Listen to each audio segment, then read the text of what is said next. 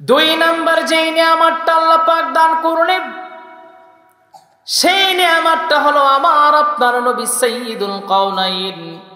আল্লাহ পাক কোরআন আল কারীমের মধ্যে বলছেন, ওয়ালাকাদ বাআসনা ফি কুল্লি উম্মাতির রাসূল আন ইবুদুল্লাহা ওয়াজতানিবুত তাগুত। সবাই বলি আল্লাহু আকবার।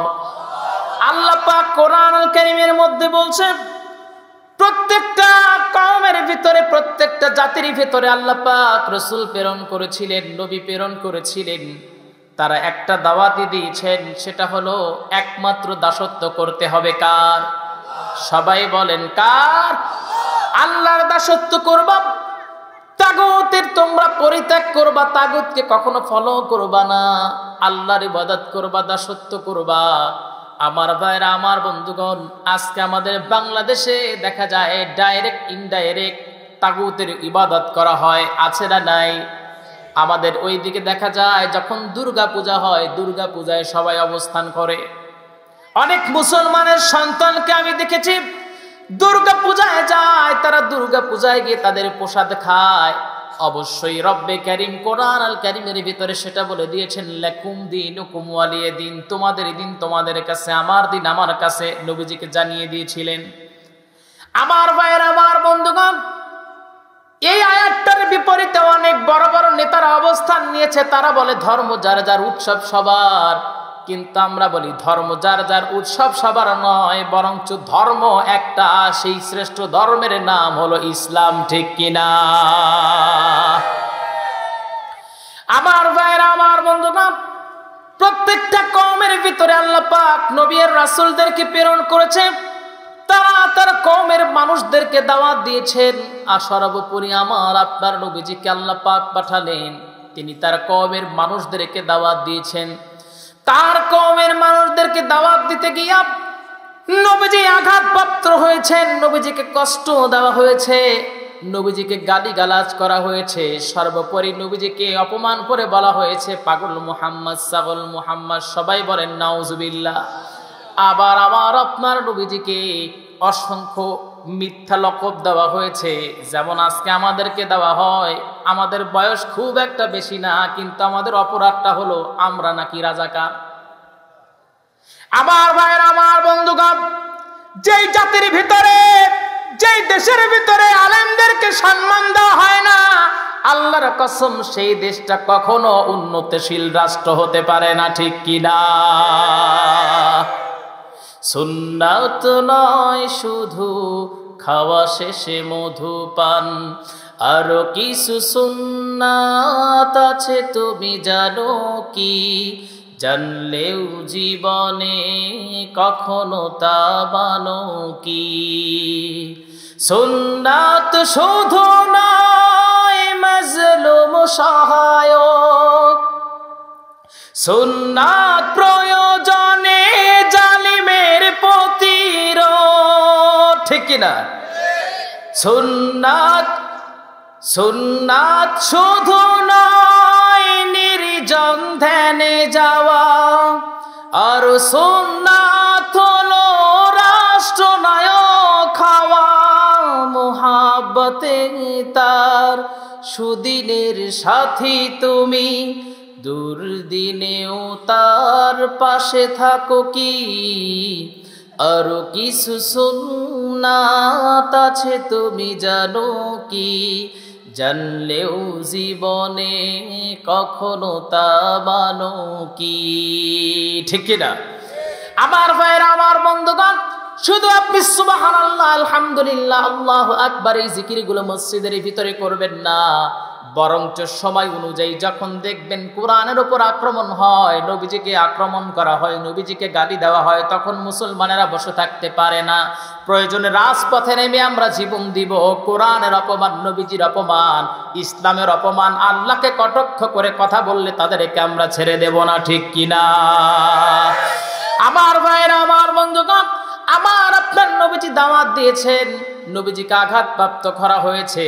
আমার ভাইরা, আমার বন্ধুগণ, নবীজি কি দিয়ে জীবনটা পরিচালিত করেছেন? আল্লাহ পাকের দেওয়া শ্রেষ্ঠ 1 নাম্বার নিয়ামত কিতাবুল্লাহ দিয়ে, আল্লাহর কোরআন দিয়ে নবীজি তার রাষ্ট্রটাকে পরিচালিত করেছেন। আমার ভাইরা, 40 বছরের আগ পর্যন্ত আমার আপনার নবী সাইয়্যিদুল কাওনাইন রাহমাতাল লিল আলামিন, এটাকে নবীজির মিলাদ বলা হয়, নবীজির জন্ম বৃত্তান্ত বলা হয়। এই সময় নবীজি আলামিন ছিলেন কাফেরদের মাঝেও। যখন তিনি 40 বছরে যখন পদার্পণ করলেন, আল্লাহ পাক যখন তাকে কিতাব দান করলেন, সেই কিতাব দান করার পর যখন আল্লাহ পাক আদেশ করলেন, হে রাসূল আপনি সবাইকে দাওয়াত দেন, আল্লাহর দিকে ডাকেন যে তোমরা তাগুতকে পরিত্যাগ করো, আল্লাহর ইবাদত করো, তখন নবীজিকে আক্রমণ করা হলো, নবীজিকে পাগল বলা হলো। সর্বোপরি নবীজির কাছের মানুষগুলো, তার মধ্যে একজন হলো আবু লাহাব, নবীজির দিকে পাথর নিক্ষেপ করেছিল, নবীজির দিকে পাথর ছুঁড়ে মেরেছিল। আল্লাহ পাক কোরআনুল কারীমের ভিতরে সূরা লাহাবের ভিতরে আল্লাহ পাক নাজিল করলেন, তাব্বাত ইয়াদা আবি লাহাবি ওয়া তাব্বা মা আগনা আনহু মালুহু ওয়া মা কাসাব। আল্লাহ পাক জানালেন আবু লাহাবের হস্ত দুটি ধ্বংস হয়ে যাক। আমার ভাইয়েরা, আমার বন্ধুগণ, আজকেও যারা ডাইরেক্ট ইনডাইরেক্ট ইসলামকে নির্মূল করতে চায়, তারাও যেন জেনে রেখে দেয়, ইসলামের পিছনে লাগা তার মানে হলো দুনিয়াও নষ্ট করা, আখিরাতও নষ্ট করা, ঠিক কিনা? আল্লাহর নবী বলেন, কিয়ামতের দিন, যেদিন আল্লাহর সামনে তোমাদেরকে দাঁড়ানো লাগবে, আল্লাহর সামনে আমাদেরকে দাঁড়াতে হবে। আমার ভাইরা, আমার বন্ধুগণ, আমি সংক্ষেপে বলছি, আল্লাহ পাক যেদিন আমাদেরকে তার সামনে দাঁড় করাবেন, সেই দিন আমাদেরকে আমাদের নিজের কৃতকর্মের জন্য হিসাব দেওয়া লাগবে। আল্লাহর নবী বলেন, লা তাজুলু কদমা ইবনি আদম হাত্তা ইউসালু আন খামসিন আন উমরিহি ফিমা আফনাহু। আল্লাহর নবী বলেন, 5টা প্রশ্নের অ্যান্সার দেওয়া ব্যতীত কোনো বানি আদম পাপ পর্যন্ত তুলতে পারবে না। তার 1 নাম্বার যে প্রশ্নের অ্যান্সার প্রশ্ন করা হবে তাকে, নিজের জীবনটা কোন পথে তুমি পরিচালিত করেছো। আমার ভাইয়ের, একটু মনোযোগ দিয়ে শুনেন, কথা একটু বুঝেন।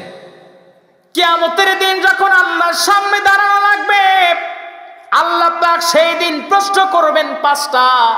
এই 5টা প্রশ্নের অ্যান্সার দেওয়া ব্যতীত আল্লাহর কোন গোলাম একটা পাও পর্যন্ত তুলতে পারবে না। প্রথম প্রশ্ন করা হবে, আন উমরিহি ফিমা আফনাহু, তুমি তোমার জীবনটা কোন রাস্তায় পরিচালিত করেছো।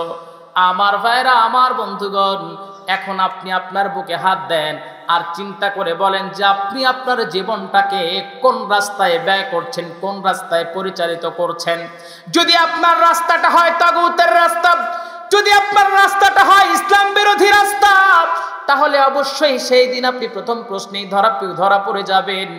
আমার ভাইরা, আমার বন্ধুগণ, আল্লাহর সামনে যেদিন আমাদেরকে দাঁড়ানো লাগবে, সেই দিন আল্লাহ পাক আমাদের মুখে মোহর মেরে দিবেন, আল্লাহ পাক মুখটা আমাদেরকে আটকে দিবেন।